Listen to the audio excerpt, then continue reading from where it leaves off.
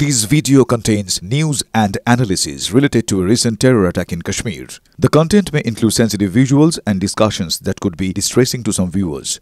Viewer discretion is advised. We strongly condemn all forms of violence and terrorism. The purpose of the content is solely to inform and create awareness based on verified reports. যদি এমবিএচ kitchen king কিচেনে থাকে তো আমরা যা ইচ্ছে তৈরি করতে পারি। বেগুনের ভর্তা, আলু কফি, ভিন্ডি মশলা আরো অনেক কিছু। অবশেষে প্রবল চাপের মুখে আটক করে রাখা বিএসএফ জওয়ান পূর্ণম কুমার সাউকে মুক্তি দিতে বাধ্য হলো পাকিস্তান।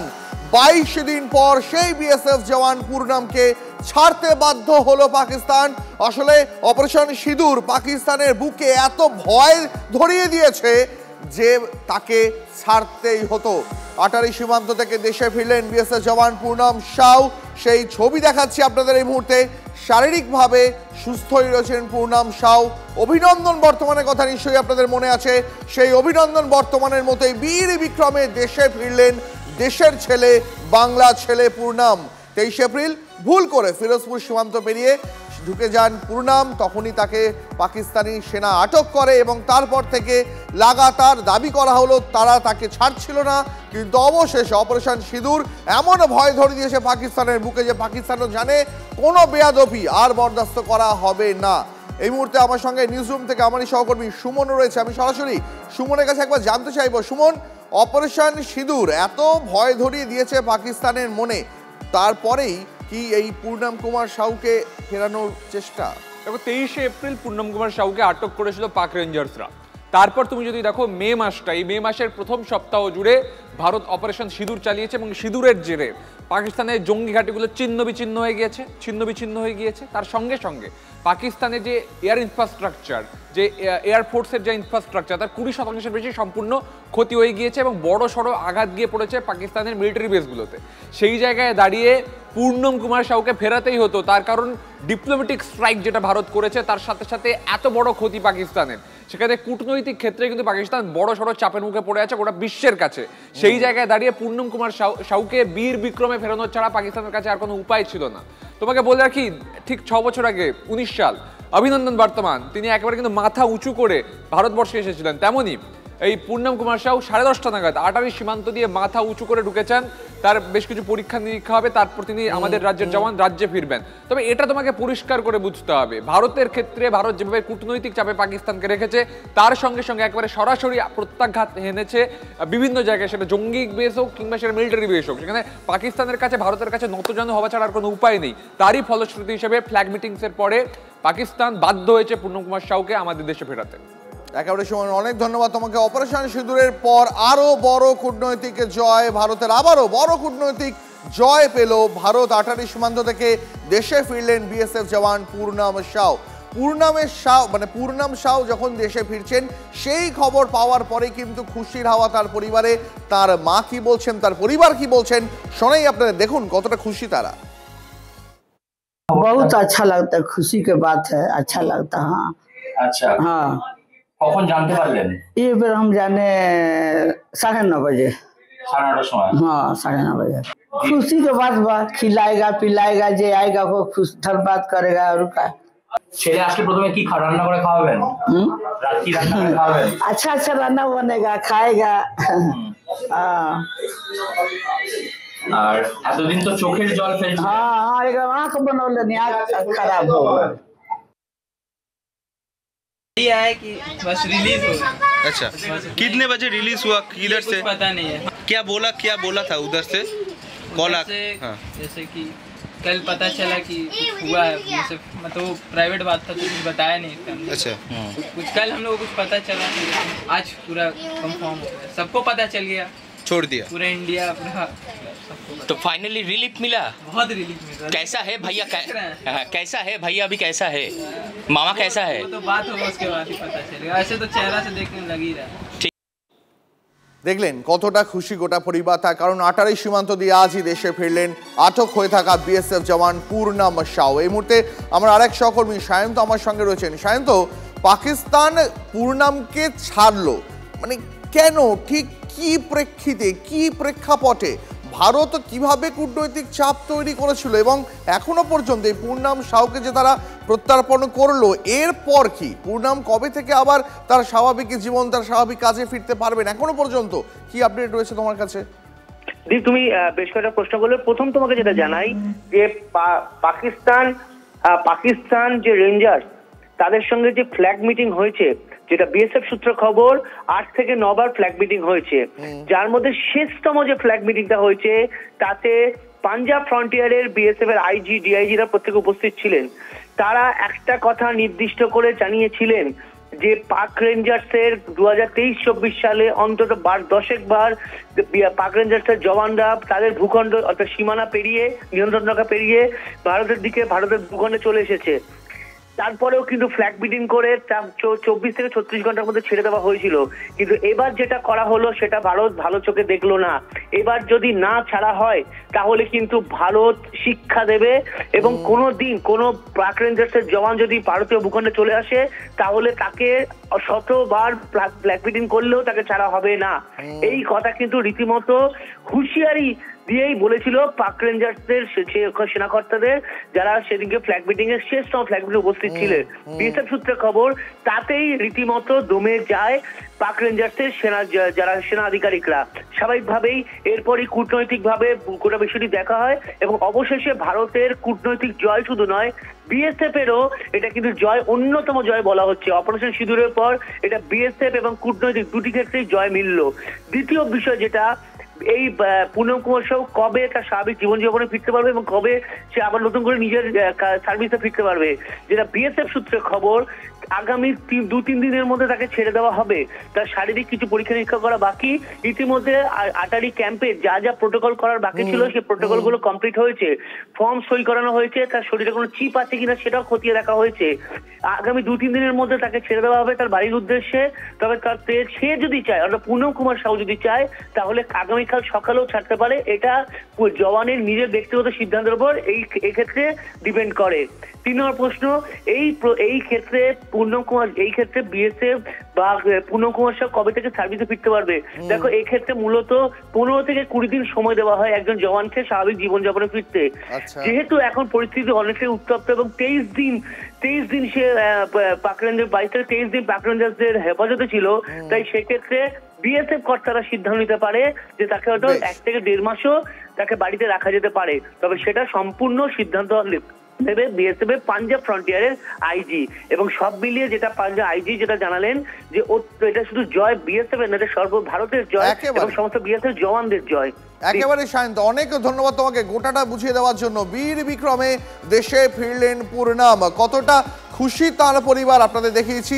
এবার দেখাই প্রাক্তন সেনাকর্তারা তারা কি বলছেন, আপনাদের শোনাবো বক্তব্য প্রাক্তন বিএসএফ কর্তা সমীর মিত্র বক্তব্য আপনাদের শোনাবো প্রাক্তন সেনাকর্তা কর্নেল দীপ্তাংশু চৌধুরীর বক্তব্য। হাঁটু গেড়ে মার্কিন যুক্তরাষ্ট্রের সামনে দয়া ভিক্ষা করে ভারতকে থামাতে বলা হয়েছিল, একইভাবে আজকে সেই কূটনৈতিক প্রেসার এবং ওদের যে জঙ্গিদের যে চ্যাপ্টার, এটা পুরো বিশ্বের সামনে কিন্তু খুলে দেওয়া হয়েছে। তাদের সিনিয়র আর্মির অফিসিয়াল, পাকিস্তান পলিটিক্যাল ডিসপেন্সেশন যখন জঙ্গিদের শেষকৃত্যে তাদের আশেপাশে দেখা গেছে, পাকিস্তান ফ্ল্যাগে তাদের দেহ মুড়ে তারা লাস্ট রাইট, মিলিটারি রাইট দিয়েছে, অ্যাজ ইফ শহীদ দরজা দিয়েছে। সেই জায়গায় পুরো বিশ্ব দেখেছে পাকিস্তানের কি চেহারা এবং আজকে এইটা বাধ্য হয়েছে। এটা একটা ডিপ্লোমেসি সাফল্য। কদিন ওনাকে মেডিকেল একটা সাপোর্ট দেওয়া হবে, ওনাকে কোনো টর্চার করা হয়েছিল কিনা সেই ভাবে ওনাকে দেখবে। ওনাকে এখন হসপিটালে রাখা হবে, চেক করা হবে এবং বিভিন্ন রকম চেক এই সময় করা হয়। আমরা জানতাম যে পূর্ণমের কোনো রকম দোষ ছিল না, তবুও আমরা জিনিসটাকে, যেটা সরকার কোনো এজিটেট করেননি, হাইয়েস্ট লেভেলে কথাবার্তা হয়েছে। আমাদের একটা ফেভারেবল সিচুয়েশন এসে গেল যখন রাজস্থান ফ্রন্টিয়ারে রেঞ্জার্স তারা যে ঢুকে পড়েছিল তাকে আমরা হাতে পেলাম। এখন ওর পরিবারের মধ্যে যে আনন্দ, I think they are the happiest. এই বাংলা ছেলে পূর্ণাম সাউকে ফেরানোর জন্য ইতিমধ্যেই সচেষ্ট হয়েছিল রাজ্যের সরকারও। আপনাদের সেই ছবি দেখেছি পূর্ণাম সাউয়ের পরিবারের সঙ্গে, তার স্ত্রীর সঙ্গে কথা বলেছিলেন খোদ মুখ্যমন্ত্রী মমতা বন্দ্যোপাধ্যায়। এবং এই গোটা সময়টা তদারকি করে গেছেন তৃণমূল সাংসদ কল্যাণ বন্দ্যোপাধ্যায়। সেই কল্যাণ বন্দ্যোপাধ্যায় তিনি অত্যন্ত খুশি। পূর্ণাম সাউ বাংলার ছেলে, আবার তার প্রত্যার্পণ হলো বাংলায়, তিনি আবার সুস্থ স্বাভাবিকভাবে ফিরে আসতে পারলেন পাকিস্তান থেকে। এই খবরে তিনি অত্যন্ত খুশি। আমাদের কাছ থেকে, মানে TV9 বাংলার কাছ থেকে তিনি প্রথম জানতে পেরেছিলেন পূর্ণাম সাউকে পাকিস্তানের তরফ থেকে যে ছাড়িয়ে আনা হয়েছে, তিনি যে মুক্তি পেয়েছেন সেই কথা। তারপর কি প্রতিক্রিয়া জানিয়েছেন শোনাবো আপনাদের। খুবই ভালো লাগলো, খুবই ভালো লেগেছে, খুবই খুশির খবর। এর চেয়ে খুশির খবর তো কিছু হয় না। আর আপনি তো জানেন যে আপনারা যে আমি 2 দিন আগে প্রাইম মিনিস্টারের কাছে appeal to take steps to take him back. আর চিফ মিনিস্টারও কথা বলেছিলেন এর আগে, চিফ মিনিস্টার কথা বলেছেন বারবার। তো ভালো খবর। পূর্ণাম সাউ তিনি ফিরে এসেছেন, আপাতত তিনি শারীরিকভাবে সুস্থই রয়েছেন। আমরা কথা বলেছিলাম প্রাক্তন সেনাকর্তাদের সঙ্গে এবং আন্তর্জাতিক সম্পর্ক বিশেষজ্ঞদের সঙ্গেও আমরা কথা বলেছিলাম। প্রাক্তন এনএসজি কর্তা এবং war strategist, anti terrorism expert Dipanjan চক্রবর্তীর সঙ্গে তার বক্তব্য শোনাবো। পাশাপাশি শোনাবো আন্তর্জাতিক সম্পর্ক বিশেষজ্ঞ অনিক চট্টোপাধ্যায়ের বক্তব্য। ভারত সরকারের জন্য এটা বিরাট বড় কূটনৈতিক সাফল্য। আমি ধন্যবাদ, অভিনন্দন জানাতে চাই প্রধানমন্ত্রী এবং তার পুরো ক্যাবিনেটকে। যেরকম ভাবে প্রেশার ক্রিয়েট করা হয়েছিল পাকিস্তানের উপর, এছাড়া ওদের কোনো অপশন ছিল না। ওদেরও একজন রেঞ্জার্স আমাদের কাছে আছে এবং পাকিস্তান জানে কোন রকম ভুল পদক্ষেপ এখানে নিলে বিশ্বের দরবারে কি হবে এবং ভারত তার কি রিটালিয়েট করবে। বিরাট বড় জয়, অভিনন্দন। পূর্ণমের এই যে ফিরে আসাটা, এটা খুবই জরুরি ছিল, কেননা পূর্ণমের জন্য সারা দেশ উদ্বিগ্ন ছিল। তো পূর্ণমের এই যে ফিরে আসা, এটা পাকিস্তান দীর্ঘদিন এইভাবে কাউকে আটকে রাখতে পারতো না এবং অবশ্যই ভারতীয় কূটনৈতিক চাপ ছিল। সবকিছু তো আর প্রকাশিত হয় না সবসময়, মানে বিভিন্ন দিক থেকে চাপ ছিল, আন্তর্জাতিক চাপও হয়তো ছিল, কেননা এইভাবে কাউকে আটকে রাখা আন্তর্জাতিক আইনের পরিপন্থী। ফলে পূর্ণমের ফিরে আসাটাকে আমরা সকলেই স্বাগত জানাচ্ছি। জানাই আপনাদের, ভারতের প্রবল চাপে অবশেষে বিএসএফ জওয়ান পূর্ণম কুমার সাউকে মুক্তি দিল পাকিস্তান। পূর্ণমের স্ত্রীর সঙ্গে মুক্তির পর টেলিফোনে কথা বলেছেন মুখ্যমন্ত্রী মমতা বন্দ্যোপাধ্যায়। কি কথা বলেছেন শোনাবো আপনাদের এই মুহূর্তে। উনি চলে এসেছেন। আমি আপনাকে ফোন করেছিলাম সকালে, খারাপ কোনো ধরেনি, কিন্তু আমি যখনই শুনেছি রিলিজ হয়ে গেছে আমি তখনই ফোন করেছি। না ম্যাডাম, অ্যাকচুয়ালি আমার আজকে ফোন খারাপ হয়ে গেছে, অনই হচ্ছে না। নো প্রবলেম, আপনারা এখন একটু হাসিতে থাকুন। ঠিক আছে ম্যাডাম, অনেক অনেক ধন্যবাদ আপনাকে। আমার অনেক বেস্ট উইশেস থাকলো আমার ভাইয়ের জন্য। ঠিক আছে ম্যাডাম, ঠিক আছে। আজ ফোর্থ ডে উনি চলে এসেছেন। আমি আপনাকে ফোন করেছিলাম সকালে, খারাপ কোনো ধরেনি, কিন্তু আমি যখনই শুনেছি রিলিজ হয়ে গেছে আমি তখনই ফোন করেছি। না ম্যাডাম, অ্যাকচুয়ালি আমার আজকে ফোন খারাপ হয়ে গেছে, অনই হচ্ছে না। নো প্রবলেম, আপনারা এখন একটু হাসিতে থাকুন। ঠিক আছে ম্যাডাম, অনেক অনেক ধন্যবাদ আপনাকে। আমার অনেক বেস্ট উইশেস থাকলো আমার ভাইয়ের জন্য। ঠিক আছে ম্যাডাম, ঠিক আছে। শুনলেন আপনারা মুখ্যমন্ত্রী মমতা বন্দ্যোপাধ্যায়, তিনি কথা বলেন বিএসএফ জওয়ান পূর্ণম কুমার সাউয়ের স্ত্রীর সঙ্গে এবং পাশাপাশি জানালেন এবার আশা করি আপনারা একটু স্বস্তিতে থাকতে পারবেন, আমার ভাই ভালো রয়েছে, এটাই আমার কাছে অনেক, বললেন মুখ্যমন্ত্রী মমতা বন্দ্যোপাধ্যায়। এই মুহূর্তে আপনারা জানেন যে বক্তব্য শোনালাম আপনাদের, এর আগেও মুখ্যমন্ত্রী মমতা বন্দ্যোপাধ্যায় তিনি পূর্ণমের পরিবারের সঙ্গে ফোনে কথা বলেছিলেন এবং এটাও বলেছিলেন যে তিনি সব রকমভাবে চেষ্টা করবেন রাজ্যের তরফে যাতে আটকে থাকা জওয়ান বিএসএফ পূর্ণম সাউকে পাকিস্তান থেকে ফিরিয়ে আনা যায়। আর অবশেষে ভারতের প্রবল চাপে আজ 10:30 নাগাদ বিএসএফ জওয়ান পূর্ণম কুমার সাউকে মুক্তি দিতে পাকিস্তান বাধ্য হলো। গোটা পরিবারের মুখে, বাংলার মানুষের মুখে আজ স্বস্তির হাসি। মুখ্যমন্ত্রী মমতা বন্দ্যোপাধ্যায় তিনি কথা বলেছেন বিএসএফ জওয়ান পূর্ণম সাউয়ের পরিবারের সঙ্গে, তার স্ত্রীর সঙ্গে মুক্তি পাওয়ার পর কি বলেছেন শোনাবো আপনাদের আরো একবার। উনি চলে এসেছেন। আমি আপনাকে ফোন করেছিলাম সকালে, খারাপ কোনো ধরেনি, কিন্তু আমি যখনই শুনেছি রিলিজ হয়ে গেছে আমি তখনই ফোন করেছি। না ম্যাডাম, অ্যাকচুয়ালি আমার আজকে ফোন খারাপ হয়ে গেছে, অনই হচ্ছে না। নো প্রবলেম, আপনারা এখন একটু হাসিতে থাকুন। ঠিক আছে ম্যাডাম, অনেক অনেক ধন্যবাদ আপনাকে। আমার অনেক বেস্ট উইশেস থাকলো আমার ভাইয়ের জন্য। ঠিক আছে ম্যাডাম, ঠিক আছে। से ही लगे हुए हैं और कलेक्टर भी आए थे, फोन पे वो भी बात करते थे कैसे है, नहीं है, टेंशन मत लीजिए, आपके हस्बैंड बहुत जल्दी। देखिए सभी का सपोर्ट है, पूरी देश मेरे लिए खड़ी थी, तो सबको हाथ जोड़ के थैंक यू कि आप लोगों की वजह से ही मेरे हस्बैंड इंडिया आ पाए हैं। सुबह कितने बजे पता चला कि वो रिलीज? 10:30। किसने कॉल किया था? कोई BSF की कोई कमांडर का फोन आया था सर का, कि उन्होंने बताया कि वो आपके हस्बैंड इंडिया आ गए हैं जी। कोलकाता आने के लिए या दिल्ली वो कब तक पहुंच रहे हैं, ऐसा कुछ बताया? नहीं, अभी तो उन्होंने कुछ नहीं बताया। अब उन्होंने कहा कि मेरे हस्बैंड वीडियो कॉल किए थे, बात हुई उनसे, उन्होंने कहा वेट करो, मैं 3 बजे फिर फोन करता हूँ। क्या लग रहा है कि जिस वक्त वो गए थे वो हालत और अभी उनकी कैसी है? देखिए, थोड़ी तो वीकनेस हुई होगी, 22 दिन वो बाहर अलग स्टेट में थे, ऐसे वो तो ठीक ही दिख रहे थे, ऐसी कोई बात नहीं है, फिजिकली वो फिट है। सेंट्रल गवर्नमेंट को कुछ बोलना चाहिए? जी जरूर, देखिए हमारे सरकार मोदी जी है तो सब चीज पॉसिबल है, क्योंकि देखिए जो 22 तारीख को जो पहलगाम अटैक हुआ था, उन्होंने 15 से 20 दिन में जो ऑपरेशन सिंदूर करके सबके सुहाग का बदला लिया, जिसका नाम रखा गया था ऑपरेशन सिंदूर। उसके 3 से 4 दिन बाद मेरे सुहाग को उन्होंने रिटर्न लाया है, तो मैं उनको हाथ जोड़ के बहुत बहुत धन्यवाद देना चाहती हूँ। मेरा नाम रजनी साहू।